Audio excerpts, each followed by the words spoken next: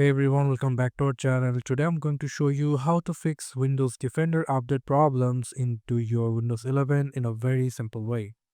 What you have to do is just simply come over into your search option. I'm going to search for services, click enter. Sorry for a couple of times, but if I just minimize it and simply just we can do is we can search for Windows Security Services. We will getting it over here. It's called Windows Security Service. You can see the name over here. So make sure that it's running, and what you need to do for right now is click on the right mouse button and then come over into refresh. And when you refresh it, it will be refreshed. So for that reason, we just need to now looking for security center.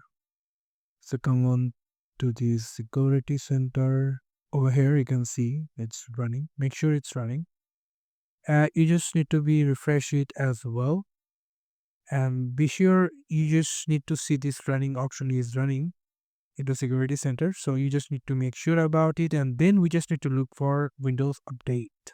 Here is Windows Update, you can see. So you just simply what you need to do is just simply come over into Start and make sure it's automatic and it's running right now. So make sure it's refreshed.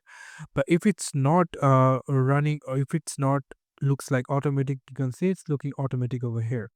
But into your services it might be like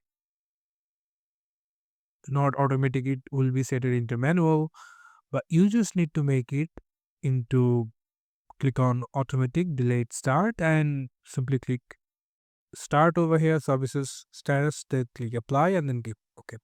So by this you can simply make it faster.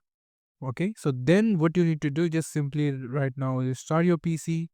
So this is how you can fix Windows Defender updates problem into your Windows 11. Thank you so much for watching this video. I hope to see you in another videos. Till then, goodbye.